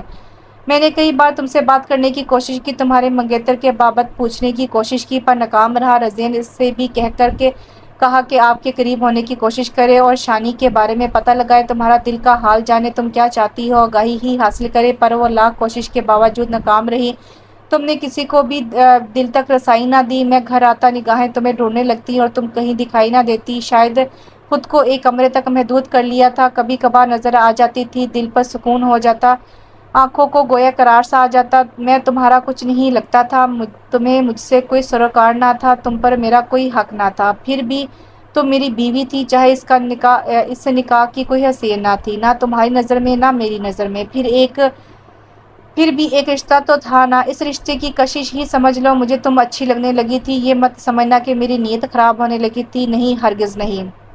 میں اب بھی اپنے وعدے اور ارادے میں مضبوط تھا، بس تمہاری پیش قدمی کا انتظار تھا۔ مجھے تمہاری طلب ضرور ہونے لگی تھی، پر ایک جیون ساتھی کی حیثیت سے نہیں۔ مجھے تم میں ایک اچھا دوست چاہیے تھا، جس سے میں اپنے سب دکھ درد کہہ سکوں۔ ایک دن کھانے کا ذائقہ مختلف محسوس ہوا، رضیہ سے پوچھنے پہ پتہ چلا کہ کھانا تم نے بنایا ہے۔ دل جھوم جھوم اٹھا کہ چلو تم نے بھی اس گھر کو اپنا سمجھنا شروع کیا ہے۔ میرے نصیب نہ سہی، اس گھر کی بخت تو جاگے۔ اس خوشی میں کھانا مزید لذیذ لگنے لگا۔ جیتے جی تو تم سے کہہ نہ سکا، چلو اب ہی سہی، ویسے تم کھانا بہت اچھا بناتی ہو، شانی کو اپنے ہاتھوں سے بنا کر کھلایا کرنا، اسے اتنا پیار دینا، اتنا خیال رکھنا کہ اس کے سارے دکھوں کا مداوع ہو جائے۔ تم دونوں کی خوشی سے ہی شاید میری آخرت سنور جائے۔ سنا ہے دو دلوں کو ملانا بڑے ثواب کا کام ہے۔ جیتے جی تو یہ کام نہ کر سکا، پر امید ہے کہ مرتے ہی یہ نیک کام ہو جائے گا۔ وہ خود کو بہت بہادر سمجھنے لگی تھی، جس نے فاروقی جیسے بندے کو ایک کونے میں ڈال دیا ہے۔ پچھتا رہی تھی، کاش اپنے حق کے لیے بھائی کے سامنے بھی کھڑی ہو جاتی، تب وہ بھی ڈر کر بیٹھ جاتا۔ وہ تو بے خبری میں ماری گئی کہ جانے بغاوت کی صورت میں کیا حال کیا جائے گا۔ فاروقی گھر سے چلا جاتا، وہ سارے گھر میں دندناتی پھرتی، پر اس کے آنے سے پہلے کمرے میں بند ہو جاتی۔ پھر بھی کبھی کبھار سامنا ہو ہی جاتا، اور یہ لمحہ دو لمحے کا سامنا بھی اسے ناگوار گزرتا، بلکہ وہ ڈر سے ہی جاتی کہیں اسے اپنا حق نہ یاد آ جائے، اس کے اندر کا شیطان نہ جاگ اٹھے۔ رضیہ کے ساتھ اس کی اچھی خاصی دوستی ہو چکی تھی، اب تو کبھی کبھار وہ کھانا بھی خود بنانے لگی تھی، گھر کی دیکھ بھال، باغیچے کی سجاوٹ میں دل لگانے لگی تھی۔ مصروف ہوئی تو شانی کی یاد بھی کم ستانے لگی تھی۔ رضیہ نے کئی بار اس سے اس کے ماضی کی باتیں پوچھنے کی کوشش کی، پر اس کی زبان نہ کھلی۔ وہ اپنے ماضی کے کسی بھی فرد کا بھولے سے بھی نام نہ لیتی تھی۔ کیوں نام لیتی؟ سب ہی تو اسے چھوڑ گئے تھے، وہ بھی چھوڑ دینا چاہتی تھی۔ شکریہ فاروقی صاحب، تعریف کے لیے بہت شکریہ، نیک تمناؤں کے لیے شکریہ، اور آپ کو یہ کہنے کی ضرورت نہیں کہ مجھے شانی کا خیال رکھنا ہے، کیونکہ مجھے پتا ہے کہ مجھے کیا کرنا ہے۔ وہ ذرا تلخی سے کہہ گئی، اتنا عرصہ تو کسی جانور کے ساتھ بھی بتایا جائے تو اس سے بھی محبت ہو جائے کرتی ہے، اتنے عرصے میں تو بہت کچھ بدل جایا کرتا ہے، پسند ناپسند، اعداد و تمار، آنکھوں کا جھپنے والی چیز بھی بھلے لگنے لگتی ہے، آنکھوں میں چبھنے والی چیز بھی بھلے لگنے لگتی ہے، دیکھ دیکھ کر عادت ہو جاتی ہے، پھر اس کا بھونڈا پن بھی نظر نہیں آتا۔ پر اس عرصے میں نہیں بدل سکا تو تمہارا دل نہیں بدل سکا، میرے لیے رتی بھر گنجائش نہ نکل سکی، نفرت جوں کی تو رہی، پیار محبت لگاؤ تو دور کی بات ہے، میں تو تمہاری آواز سننے کو بھی ترس گیا۔ ابھی 15 دن پہلے کی بات ہے، موسم بہت حسین تھا، ہلکی ہلکی بوندیں گر رہی تھی، ٹھنڈی مست ہوا سب کو دیوانہ کر رہی تھی، پر میرا دل بہت اداس تھا، میں اندر ہی اندر ٹوٹ رہا تھا، بکھر رہا تھا، کسی بہت اپنے کے سہارے کی ضرورت تھی۔ ایک لمحے کو تو دل چاہا کہ میرا باپ ہی آ جائے کہیں سے، میں اسے معاف کر دوں گا، ساری نفرتیں بھول کر اس کے سینے سے لگ جاؤں گا کہ میں اس کا خون ہوں، دل کو قرار آ جائے گا۔ اس لمحے خود کو بہت بے بس محسوس کیا، اجنبیوں میں جیتے جیتے بیزار ہونے لگا تھا۔ پھر تمہارا خیال آیا، سوچا آج تم سے دو ٹوک بات کروں گا، میرے ساتھ رہنا ہے تو دوست بن جاؤ، ان نفرتوں کو مٹا دو، اس بار تلے اب مزید جیا نہیں جاتا، اگر جانا چاہتی ہو تو عزت سے تمہیں رخصت کر دیتا ہوں، بلکہ خود چھوڑ کر آتا ہوں جہاں تمہیں جانا ہے۔ جب تک تم یہاں ہو امید کا دیا جلتا رہے گا، شاید تم کبھی لوٹ آؤ، اور امید کی دوڑ تھامے چلتے چلتے اب میں اتنا تھک چکا ہوں کہ مزید چلا تو جان سے جاؤں گا، میرا جسم ٹوٹ رہا ہے، آنکھیں جل رہی ہیں۔ فاروقی میاں چلیں، آپ کو ڈاکٹر کے پاس لے چلوں، آپ کی طبیعت ٹھیک نہیں لگ رہی، فضلو چاچا نے شفقت سے میرے سر پر ہاتھ پھیرتے ہوئے کہا۔ اب تک جو جی رہا تھا تو شاید چاچا کی وجہ سے ہی جی رہا تھا، ورنہ تو شاید باؤ جی کے مرتے ہی میں بھی مر ہی جاتا۔ نہیں چاچا، مجھے گھر لے چلو، میں نے تھکے تھکے لہجے میں کہا، یہ میں ہی جانتا تھا کہ اس وقت مجھے ڈاکٹر کی دعا کی نہیں، کسی اپنے کی دعا کی ضرورت ہے، تسلی اور ہمدردی کی بھوک ہے، پیار کے دو لفظوں کی پیاس ہے، پر میری قسمت دیکھو کہ کچھ بھی میسر نہ آ سکا، میں لوگوں کا مسیحا، خود اپنے لیے مسیحا تلاشتا رہا، پر ناکامی کے سوا کچھ ہاتھ نہ آیا۔ میں گھر آیا، طبیعت کافی خراب ہو رہی تھی، بخار کی شدت سے آنکھیں لال بھبوکا ہو رہی تھی اور قدم ڈگمگا رہے تھے۔ تم لاؤنج میں بیٹھی ٹی وی دیکھ رہی تھی، تمہیں دیکھا تو سوچا ابھی بات کر لوں، تم نے مجھے دیکھا تو نفرت سے منہ پھیر گئی اور پھر کمرے میں جا بھاگی۔ زور سے دروازہ بند ہونے پر ہونے اور پھر کنڈی لگانے کی آواز بھی آئی۔ میری آنکھوں میں آنسو آ گئے، کمرے میں آ کر خود کو سنبھال نہ پایا اور زور قطار رو دیا۔ وہ آنسو جو میں کسی اپنے کے کندھے سے لگ کر بہانا چاہتا تھا، در و دیوار سے لپٹ کر بہانے پڑے۔ خود کو دنیا کا سب سے بد نصیب شخص جانا، جسے جیتے جی بھی محبت ٹھکراتی رہی اور اس کے مرنے پہ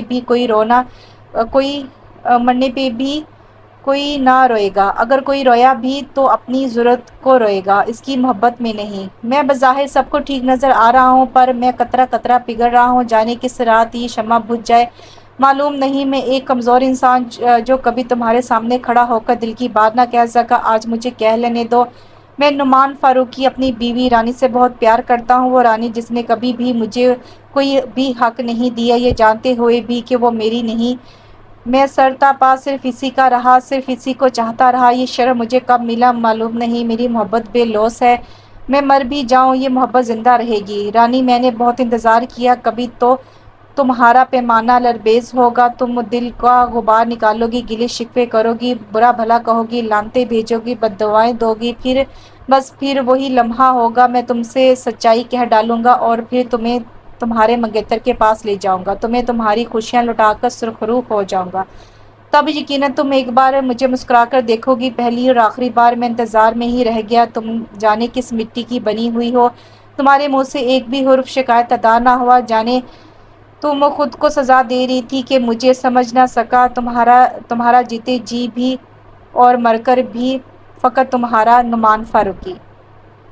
چہرہ آنسو سے تر تھا، مزید آنسو بھی پلکوں سے ٹوٹ ٹوٹ کر گر رہے تھے۔ اس نے بند نہیں باندھا، انہیں بہہ جانے دیا۔ لمبی لمبی سانسیں کھینچی، اب سانس لینے میں دشواری ہونے لگی تھی۔ جب زیادہ گھٹن محسوس ہوئی تو کھڑکی میں جا کھڑی ہوئی، بارش رک چکی تھی، گیلی مٹی کی خوشبو ناک سے ٹکرائی تو ایک تازگی اس کے اندر تک اتر آئی۔ گھٹن کا احساس اب قدرے کم ہو گیا، مطلب موسم صاف ہو چکا تھا اور اسے اپنا آگے کا راستہ بھی صاف دکھائی دینے لگا تھا۔ رات کی سیاہی چھٹنے لگی تھی، اس کی زندگی کی سیاہی چھٹ چکی تھی، امید کی ایک نئی کرن دکھائی دینے لگی تھی۔ ابھی فجر قضا ہونے میں کچھ وقت باقی تھا، اس وقت کو غنیمت جانا وضو کر کے خدا کے حضور کھڑی ہو گئی کہ پہلے ہی بہت دیر ہو چکی تھی، اسے اپنے گناہوں کی توبہ بھی تو کرنی تھی۔ مسجد ڈھا دے، مندر ڈھا دے، سب کچھ ڈھا دے، ایک بندے دا دل نہ ڈھاویں رب دلاں وچ رہندا۔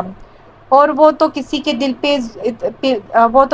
دل پہ بڑا ظلم ڈھا چکی تھی، پاش پاش کر ڈالا تھا، جانے اس سے معافی ملے گی بھی کہ نہیں۔ آنسو تھے کہ بہتے چلے جا رہے تھے، باہر کی بارش رک چکی تھی پر اندر کافی پانی اکٹھا ہو چکا تھا، جسے اب جانے اب کب تک آنسو کی صورت برسنا تھا۔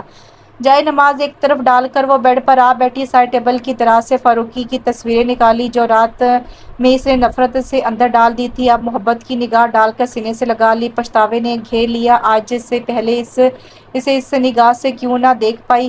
فاروقی کی آنکھوں میں جھانکا تو اسے وہ لال بھپوکا کا آنکھیں یاد آ گئیں۔ اس روز وہ بیمار تھا اور وہ پگلی اس کے ڈگمگاتے قدموں اور لال ہوتی آنکھوں سے یہی اندازہ لگا پائی کہ وہ نشے کی حالت میں ہے۔ خیال آیا وہ اس حالت میں کچھ بھی کر سکتا ہے، سو فوراً وہاں سے بھاگ نکلی اور وہ خود کو کمرے میں بند کر لیا۔ ساری رات وہ خوف کے مارے نہ سو سکی، ایسا لگتا تھا کہ ابھی دروازہ کھلے گا اور فاروقی اندر آ جائے گا۔ یہ آنکھیں اس سے کچھ کہہ رہی تھیں، وہ غور کرنے لگی۔ ہاں، یہ تو شکایت کر رہی تھی اپنی بے قدری کا۔ ماتم معصوم دکھنے والی رانی، تم کتنی ظالم نکلی، تم اتنے برس بھائی کی بے رخی کا ماتم کرتی رہی، شانی کے لیے تڑپتی رہی، وہ شانی جو تمہاری مدد کو بروقت نہ آیا اور نہ ہی بعد میں آنے کی زحمت کی۔ تمہارا پیغام سن کر رو دھو کر آرام سے بیٹھ گیا۔ کیا پیار کرنے والے ایسے ہوتے ہیں؟ ارے پگلی، وہ تو جان کی بازی لگا دیا کرتے ہیں، نفع نقصان نہیں دیکھا کرتے۔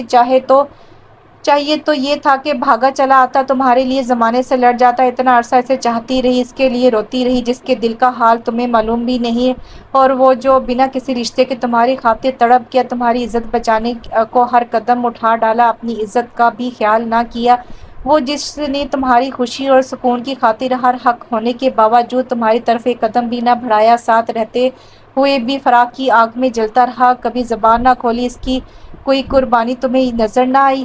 بس کرو فاروقی، بس کر دو، میں پہلے ہی بہت پچھتا رہی ہوں، اب اور شرمندہ مت کرو۔ وہ تصویر کی آنکھوں پہ ہاتھ رکھ کر سسک پڑی، کچھ دیر یوں ہی روتی رہی، پھر ایک عزم سے آنسو صاف کر ڈالے، تصویر کو سائڈ ٹیبل پر سجا دیا اور خود باہر نکل گئی۔ بہت سے ادھورے کام پورے کرنے تھے، اب تو اس کی ذمہ داری اور بڑھ گئی تھی۔ باہر کار کا ہارن سنائی دیا، رضیہ بھاگی بھاگی آئی۔ فضلو چاچا آ گئے ہیں بی بی جی، اس نے سنی انسنی کر دیا اور نظریں بس دور ٹی وی پر ہی تھیں۔ فضلو چاچا گاڑی سے نکل کر گیٹ کی طرف آیا۔ اوئے نوید کہاں ہے؟ گیٹ کیوں نہیں کھول رہا؟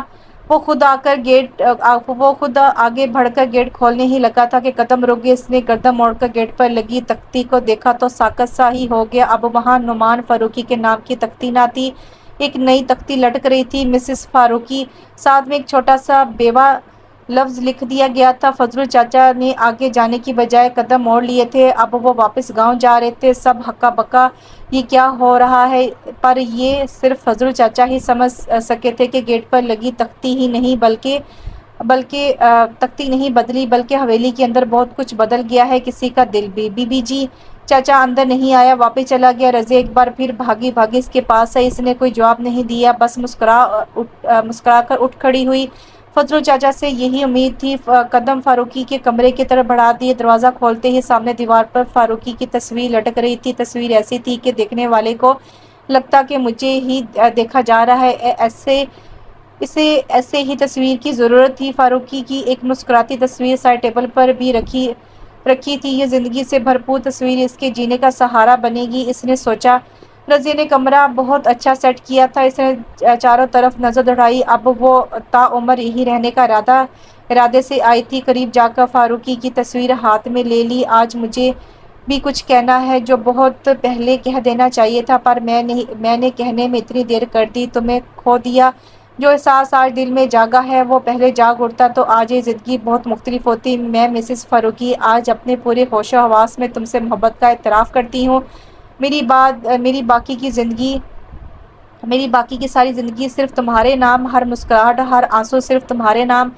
وہ دو آنسو پلکوں کی بار توڑتے ہوئے تصویر پر آ گرے، جسے اس نے صاف کر کے تصویر کو محبت سے واپس اس کی جگہ پر رکھ دیا۔